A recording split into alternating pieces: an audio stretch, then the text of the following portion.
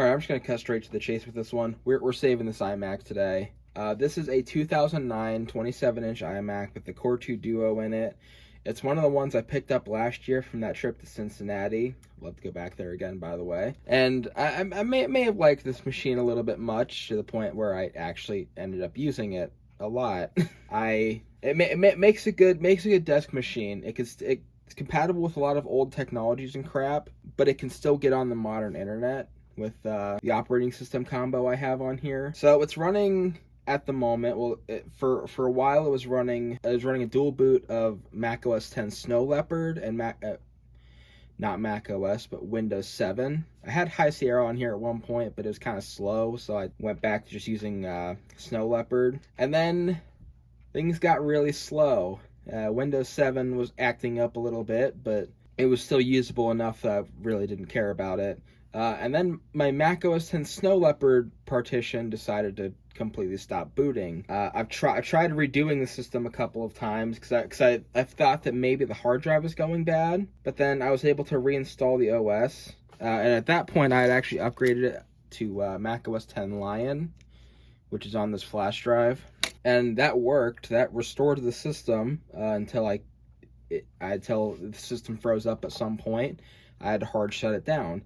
Tried to turn it back on, it was corrupted again, so I had to go back in and reinstall all over again, start over from scratch, and then it did the same shit. So I think we're going to be replacing a hard drive in here today, and I still have stuff that I want to keep on here, mostly on the Windows 7 side, so we're going to be trying to do a backup and restore. It seems pretty simple, but this is a Superstar 64 video. Everything's going to go wrong. And the first place things are going to go wrong is me trying to back up the Windows 7 partition. I don't really care about the OS X stuff because all that really has on it is all my music, which I currently have backed up to my server. It's the most recent version of my library, so that's good. I didn't lose anything yet. Probably going to be replacing the hard drive.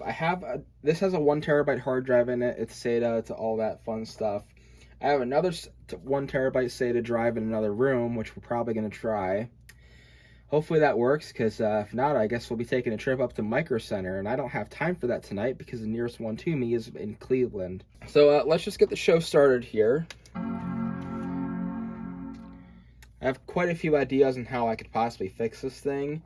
Some of them I really don't want to go for. Oh, cool. There we go. We're back. So I'm not even gonna bother with Macintosh HD. That's just a fucking no-go. I can't even get into the recovery partition. If you can't get into the recovery partition, you know it's not fun. You know you're kind of screwed. So let's go with Windows. I'm gonna smash F8 on here in hopes that I can get there we go, advanced options. So if I hit escape here, we're gonna run a quick memory test, just to make sure the RAM's not bad, because if the RAM's bad, then this whole thing might be fucked, because RAM prices, they are not fun right now. You know, I guess it's, at the time of me filming this, it was about 6:16 in Ohio. So I guess I could probably run up to Micro Center if I absolutely had to. I mean, I did run up to Cleveland last week for the premiere of the baby version of Teletubbies instead. I think I wasted my life. So I'm not taking any chances. We're going with the extended test here. So actually, I'll be honest with you, I haven't really run this yet. Hopefully, this passes fine. I imagine you don't want to watch this, so I will come back when the tests are complete, or when something interesting happens, whichever happens first. Alright, so we're booting up into Windows now, if it completes, of course. The memory test didn't come back with any errors, so I'm going to assume that the RAM is good. Thank God. So, plan A real quick is disable the Wi-Fi again. I want this running specifically off of Ethernet. I go manage wireless networks here. Just gonna remove that real quick. There we go. Problem solved. So we're gonna back this up to my NAS over here. I want to change backup settings. I like to clear backup settings if I can. But this was not having a very fun time last time. Let me choose. I'm not going to back up the whole drive, just my libraries, which does not include additional locations, which is my entire user account, which is pretty much all I need. I can get anything else back from there. So every time I try to back up the whole C drive, it fails immediately. Back up now. See the details on this one. Don't worry about the blue bar too much. I have 10 terabytes available to me. Alright, well, this might take a while, so I will see you in here back in a bit. Well, kids, this is a friendly reminder that you should never rely on Windows built-in tools. So, we're gonna have to get a little advanced here. Alright, so the next step of this video is actually gonna require that I test and make sure that the hard drive that I'd like to replace the one in the iMac with actually works. So I have a test bench set up down here. It's my great-grandma's old computer. It was the easiest to set up computer that I had that was gonna work for what I wanted to do with this. So I have the hard drive plugged in now in place of the DVD drive because optical media bad or something. Gonna boot this up now. Well, it spins up just fine. You guys are gonna hate this so much. Oh shit, I forgot to plug in the Ethernet cable. Okay, good. It's not trying to boot off the 1 terabyte drive. Although, it might have considered it briefly.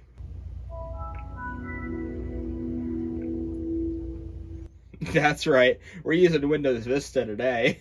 And even better than that, it's actually the OEM version of Windows Vista that came with this computer. We're using grandma spec Windows Vista today. Oh. Well, that's new. So I just considered the fact that this computer has not seen internet connection since I restored the system. It's probably trying to do a bunch of shit right now. Windows Vista Home Premium with an AMD Athlon dual-core processor, which at least is 64-bit. Wait a minute. Yeah, that's right. I don't actually think... Yeah, it's a 32-bit operating system, so we're riding high here, I know. 2 gigabytes of RAM. It used to have 3, but I think I jacked one of the sticks out of it for something else. Doing a bunch of... Okay, so it hasn't seen the internet yet. This is a snapshot of the brand new experience of Windows Vista at 12:15 in the morning on January 1st, 2007. Vista came out the 31st. Okay, there's an HP recovery partition on this. Oh, son of a fucking bitch. First, I suppose we should have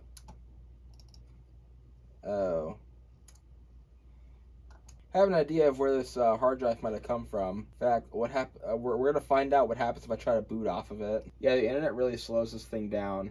I don't feel like trying to DNS block this thing, so all I really need the Ethernet cable for is to be able to access my NAS so I can get crystal disk info off of it. I'm gonna try to F10 set up. Actually, no, that's not what I wanted. No, I need a boot menu. There we go. Yeah, it's going into setup anyway. Yes. Okay. All right. I believe the Western Digital is the one that's in the machine. So. When I said I think I know what this hard drive is out of, I mean I think it's out of my mom's old computer, which has since been replaced and restored and packed up and everything. So that's not really an issue. But I think this hard drive might actually be bad. Crystal disk info. Have not tested this yet, but I'm gonna hope that it works. All right, we're gonna run this as an admin just to be safe.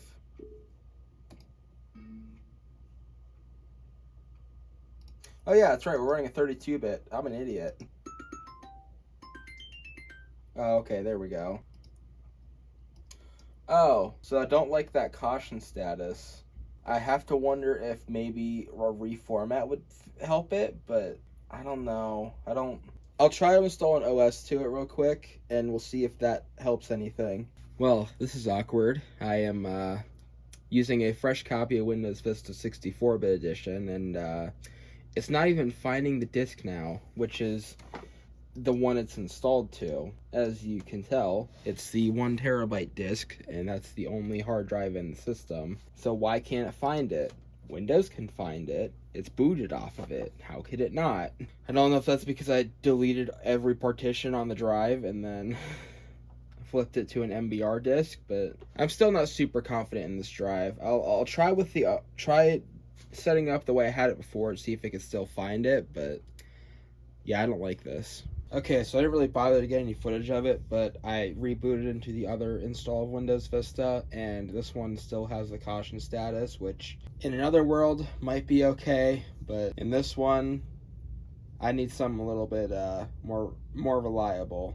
Alright, so I've gone ahead and ordered a new hard drive off of eBay. I wanted to go to Micro Center, but this was cheaper, and it only took me like a week to get this one. So now we have a new hard drive. Well, go ahead and install this in the iMac real quick, and then we'll let the shenanigans commence. Alright, so pulling one of these iMacs apart really isn't that hard. In fact, I can actually do it with my fingernails. The machine is unplugged at the moment, and once you take this glass off, be sure not to get fingerprints inside, because you will regret it.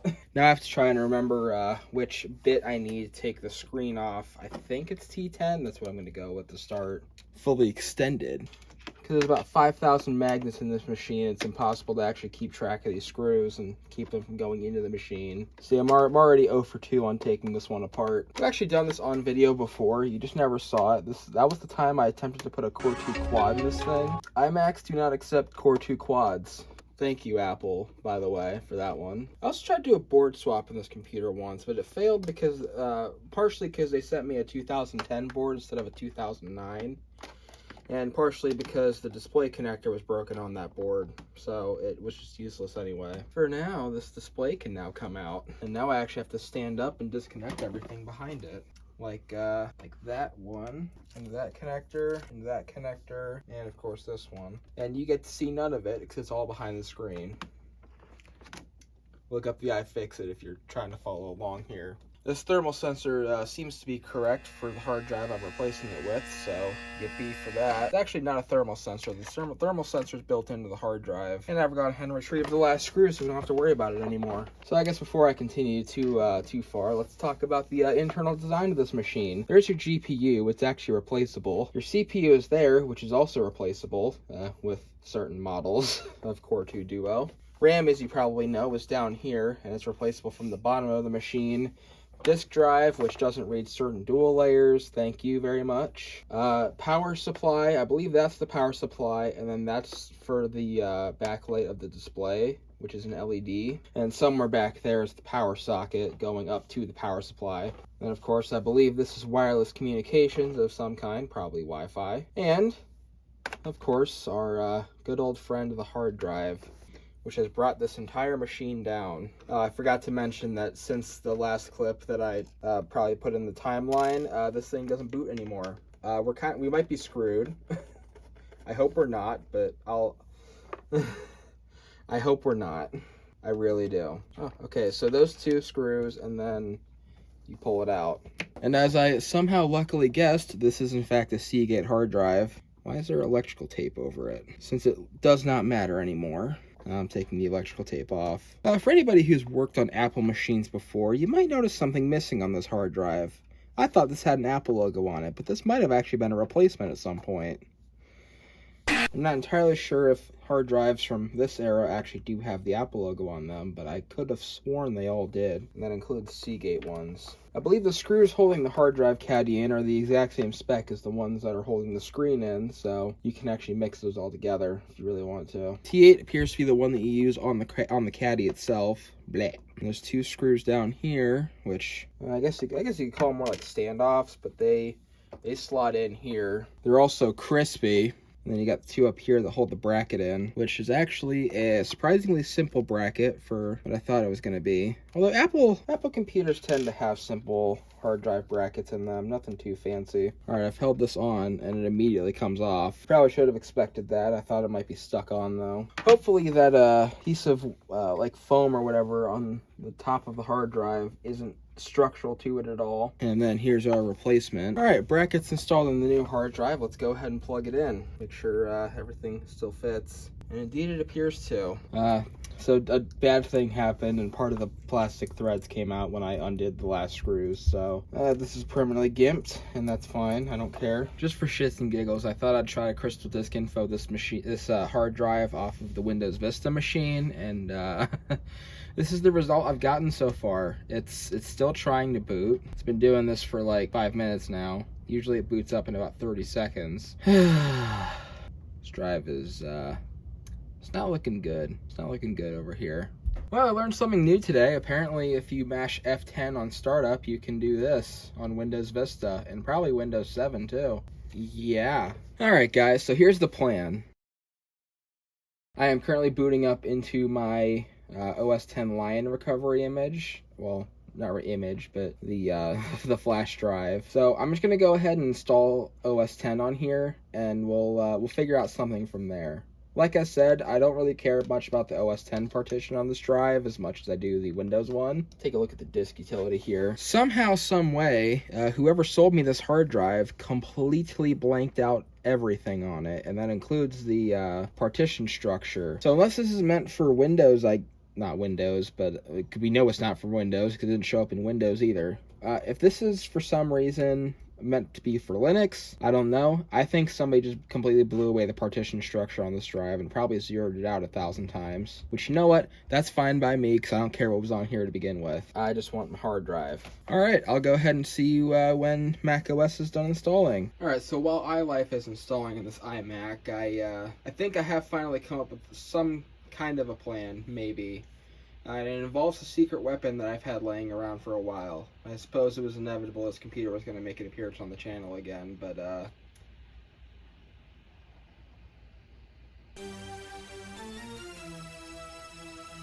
truth be told, I think this might be one of the dumbest ideas I've ever had on this show. And I installed the operating system on this computer using one of the dumbest ideas I've ever had. So I guess we're all coming full circle again. But what I want to do is I would like to put the hard drive from the 2009 iMac into this 2004 iMac. I know this is a PowerPC machine and won't be able to boot anything that's on that hard drive, but I do happen to have FireWire cables now that may be useful. Since this is a FireWire 400 machine and the iMac that we're restoring is a FireWire 800 machine, there may actually be a saving grace here with target disk mode. I have other computers I could probably use for this, but I have this on hand and it's probably the easiest one to deal with right now. Mostly because I don't have to take the whole freaking thing apart just to take the hard drive out of it. Speaking of which, how did I take the hard drive out of this one? So let me get the Torx bit back out. Since I refused to cross-reference an ancient video from 2019. Ah, there we go. Hard drive removed. And the new hard drive is now installed. And the machine is back together. And, a lot of Seagates in this video, huh? This is the same hard drive that, this is actually still the same hard drive I installed back in 2019. It works pretty good. We'll see if it just works and goes into target disk mode like it's meant to. Oh boy, fan noise. I don't know if I like this. Let's try that one again.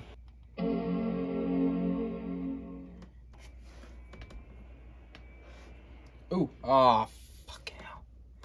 Okay, it was there. Let's give it one more go.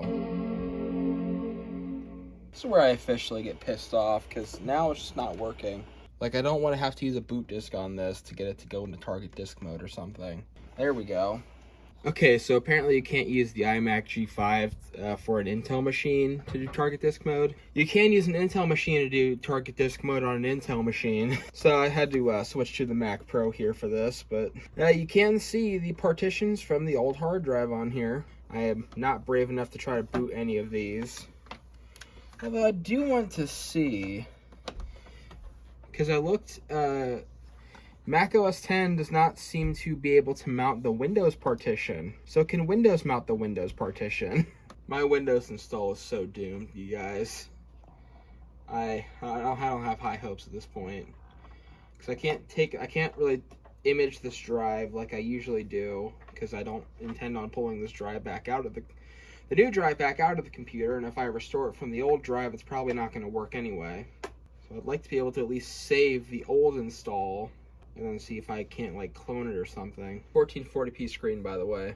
I'm waiting for the installer to show up. Well, there might actually be hope. I am currently attempting to boot the Windows 7 partition on my Mac Pro, and it sat at the starting Windows screen for an eternity before doing this, whatever this is. We'll see if it boots though. That'd be awesome. In an unbelievable twist of fate, somehow, some way, I managed to get the iMac's install of Windows 7 booted on the Mac Pro. Somehow I also did some kind of repair thing with the actual Windows 7 installer. So in my naive quest to make this thing work again, I shall attempt to just back it up again like I was doing before, and hope the network doesn't keep crapping out on me. Alright, there we go. Awesome. Let me just try to change the settings here. It may not be super duper thrilled with being in a new computer and everything being changed. Okay, so it still knows the destination. Dude, the Windows utility is so fucking useless. But somehow I think it might have actually not picked up the Ethernet driver. I'll give Wi-Fi another go with the built-in Wi-Fi chip this time. Come on, do it. You can do it. No, you actually can't. What if I do one of these? It's not actually what I wanted. I'm gonna give this a quick restart. You know what I meant to do? I meant to shut it down, actually. Shit. Alright, an attempt is currently being made to make a system image. It's complaining about the fact that drive C has errors and in fact needs to be check disked, but it's working. I was able to ignore it. Hopefully, actually gonna complete this time. It also woke up my printer. We'll see if I'm able to restore this to the iMac, if this completes it, of course, and when it's done. We'll just have to see what happens, I guess. The request could not be performed because of an I/O device error. I've seen that one before. I'm gonna let this run one more time, and hopefully it doesn't crash again and lock up the whole machine. If it doesn't do it again, I don't know what I'm gonna do, but I'm only giving this thing one more chance. Okay, so check disk has finished up here. We'll see if it comes back up again, or if Windows just starts this time. Still holding out hope I can use that built-in backup utility. Oh, I did run Crystal Disk Info on this hard drive. It is under caution status, so... Holy shit, it actually booted up this time. Yeah, it turns out that hard drive is under caution status, which is unfortunate, but expected, because of how this thing was working earlier. We're in the desktop. You know, this is the first time today that the backup hasn't instantly failed. Well, once again, I'm gonna let this run again, and hopefully it doesn't crash again. See you whenever something else happens. Okay, so we're gonna half start over and half see if I can recover the files. So right now I'm actually just gonna go ahead and install Windows 7 on the new hard drive. That's close enough for me. We're gonna install Windows 7 on the iMac again. Fresh copy, totally new, starting over from scratch. And we'll see if I can read the old partition from a FireWire cable on the new Windows install once all the drivers are done and everything. So I will see you then.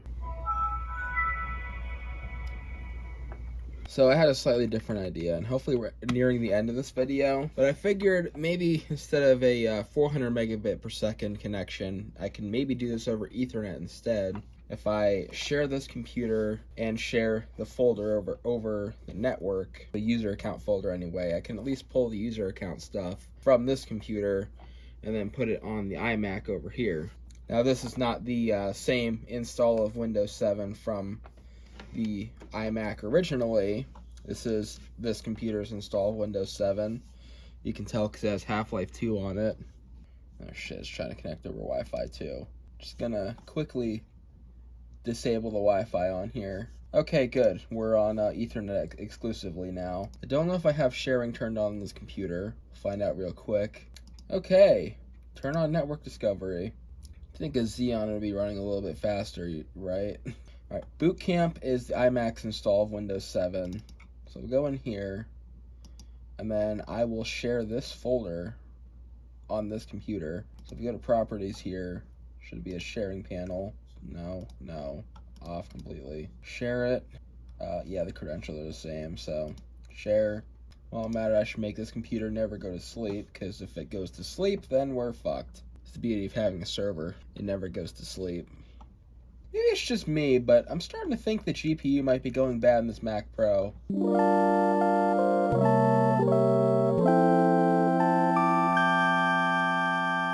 So similar to connecting my NAS, now I should be able to do this, caps lock, XEON-7.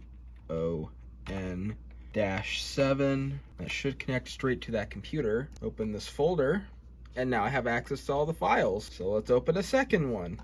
I don't like the default Windows size if I have this 1440p resolution for Windows 7. Not typical at all, honestly. Change the view to be the same one as this. Arrange this a little bit better. And now we can begin the great migration. This is in fact the sign that we want to see.